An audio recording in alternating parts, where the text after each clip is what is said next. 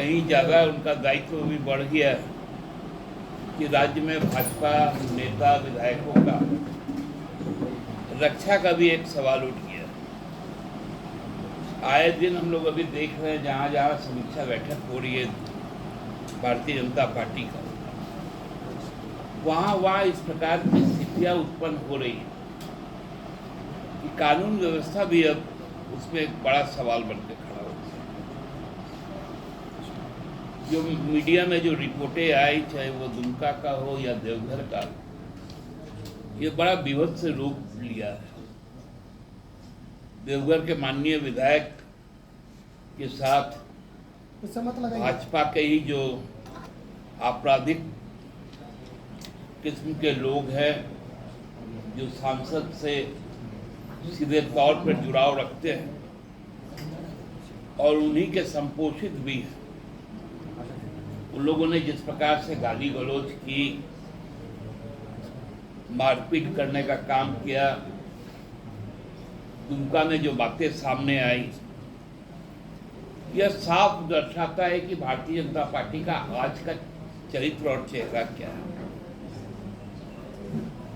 अब वो भाजपा नहीं रही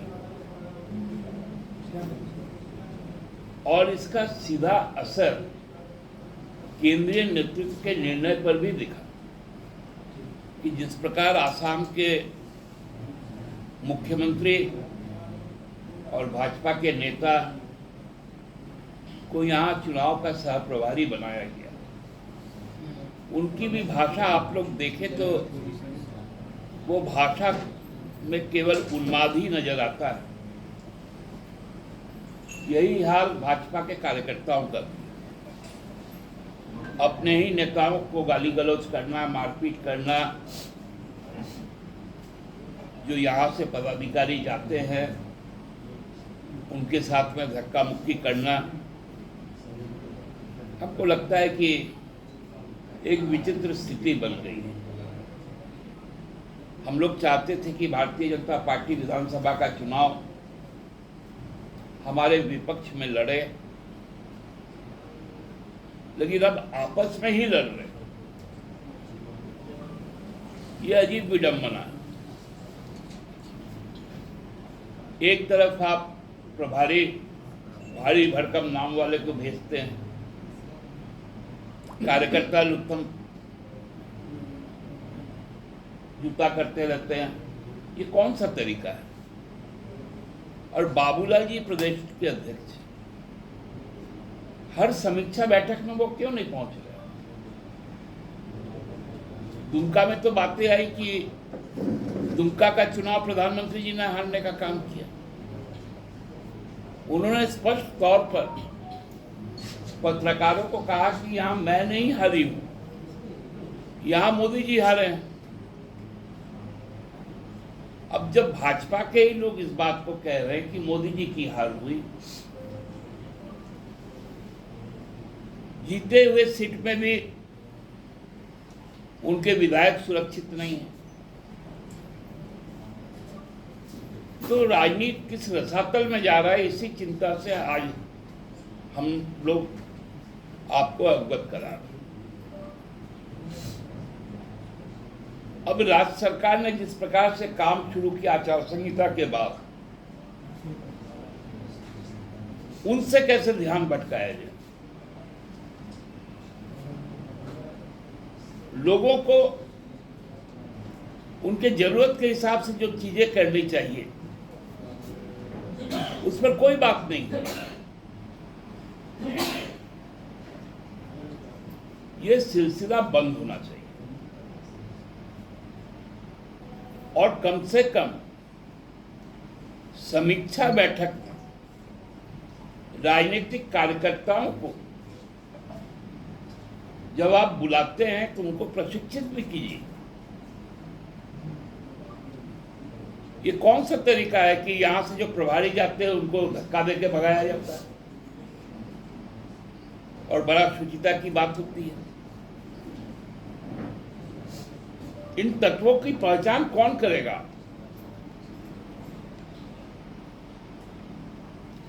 बिहार से आकर लगातार चौथी बार जीतते हैं निशिकांत जी, और झारखंड के मूलवासियों को पीटने का काम कर रहे हैं। भागलपुर से गुंडे भेजे जा रहे हैं, उत्तर प्रदेश से गुंडे मंगवाए जा रहे हैं। ये हम नहीं कह रहे हैं, ये उनके जो दलित विधायक हैं नारायण दास जी, उन्होंने कहा है।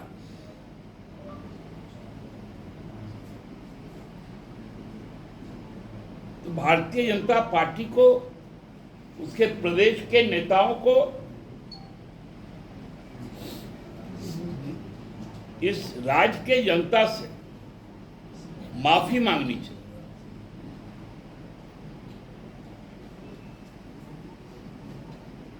ये परिपाटी सही नहीं है, इससे राजनीतिक माहौल खराब होगा। कार्यकर्ता आपस में जब संवाद करेंगे उस समय भी इस तरह का हिंसक रूप होगा भाजपा का।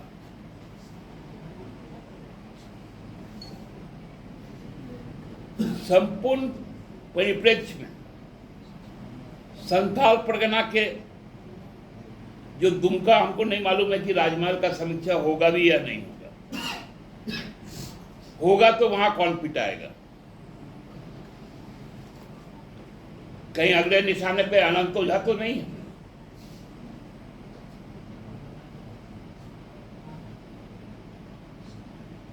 ये बड़ा, क्योंकि सभी हमारे मित्र हैं, इसलिए मैं चिंतित हूं। अब बताइए,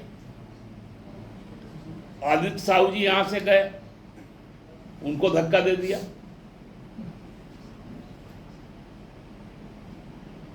माननीय सांसद है बालमुकुंद भाई गए गढ़वा से, उनको गाली गलौज कर दिया।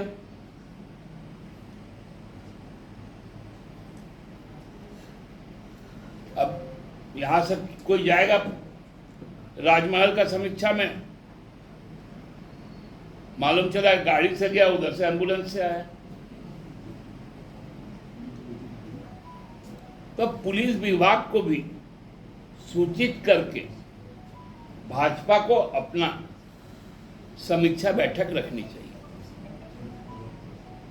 नहीं तो फिर से ये लोग सवाल उठाएंगे कि हमको सुरक्षा नहीं मिलता। और नारायण दास जी को पूरे घटनाक्रम को विधानसभा के अध्यक्ष को जानकारी में देनी चाहिए, उनके संज्ञान में लाना चाहिए, क्योंकि वो उनके अभिभावक हैं। और हम लोग माननीय अध्यक्ष से यह अपेक्षा रखते हैं कि भाजपा के जनप्रतिनिधियों को, विधायकों को आप यह सुनिश्चित करें कि उनको उनके जो गुंडे कार्यकर्ता हैं उनसे बचाएं। आज इतना ही कहना था। सीरियस कंसर्न रखता हूं इस मामले में, क्योंकि आखिर वो भी राजनीतिक कार्यकर्ता है। ठीक है, गलत जगह पर है, गलत सोच के साथ है, उसी का तो हश्र हो रहा है। मैं तो तमाम जो यहाँ के मूलवासी, आदिवासी, दलित, अल्पसंख्यक, पिछड़े समाज के लोग, सबको आज न्योता दे रहा कि इस गंदी संस्कृति से बाहर निकलिए, और जो हमारी जो समरसता की संस्कृति है झारखंड की, सामुदायिकता की संस्कृति है, उसके साथ आके जुड़िए। प्रेस कॉन्फ्रेंस, आप लोग के प्रश्न होंगे तो बताएं। विधानसभा की चुनाव जो है वो लड़ेंगे 50 से 55 सीटों पर। अच्छी बात है, उनका अपना सोच है, उनका अपना संगठन है। शुरुआत तो 81 से करना चाहिए था, फिर भी 55 है। मैं नहीं कहूँगा कि इनका बचपना है, लेकिन एक राजनीतिक शक्ति के तौर पे यदि वो उभर रहे हैं तो उनका भी स्वागत है, और चुनाव में हम लोगों की साक्षात्कार निश्चित तौर पर होगा। ये जो रीजनल ताकतें हैं वो कैसे देखते हैं जयराम रमेश को और जयराम महतो को आपकी जगह? देखिए, जिस आशा के साथ आजसू का गठन हुआ और उसके बाद उसका लगातार सौदेबाजी हुआ, तो ये तो होना ही। ये आप लोग मदद नहीं ना कर रहे हैं जयराम महतो को? मेरे तो वो सदस्य भी नहीं, और उनके पिताजी हम लोगों के पार्टी के सदस्य थे। पीछे से जो मनी हेल्प है, मनी सरकार की ओर से नहीं ना जा रहा। हम लोग भाजपा थोड़ी है कि कहीं कुछ है हम लोग के पास। भाजपा बी टीम सी टीम चलाती है, हमारा से एक ही टीम। अच्छा, ये जो सीता सोरेन का बयान आ रहा है, ये क्या पार्टी में वापसी के लिए आप लोग दिलवा रहे हैं, या ये आप हम लोग को क्यों बोलते हैं? आप उनसे क्यों नहीं पूछते कि वो बयान क्यों दी? आप उनसे पूछिए उनका बयान ये क्यों आया कि ये हमारी हार नहीं है, मोदी की हार है। ये बेहतर सवाल है उनके लिए, आप हमसे पूछ रहे हैं। दादा, कांग्रेस 33 से ज्यादा सीटों पर दावेदारी ठोक रही है गठबंधन में। मैंने आपको क्या कहा था लोकसभा के समय कि हम 81 पे चुनाव लड़ेंगे, कांग्रेस 81 पे लड़ेगी, राजद 81 पे लड़ेगी, लेफ्ट पार्टियाँ 81 पे लड़ेगी, सब मिलकर हम लोग 81 सीट पर लड़ेंगे। दादा, पाकुड़ के गोपीनाथ गांव में दो समुदाय के बीच लड़ाई हुई है और अमर बावरी ने कहा है कि झारखंड के किसी भी नागरिक का बाल पाका हुआ तो बख्शे नहीं जाएंगे, इतिहास रचा जाएगा। धमकी भरा वो हेमंत विश्व शर्मा का भाषा बोलना बंद करे, नहीं तो उनको चंदन क्यारी में जनता सबक सिखाएगी। Sure.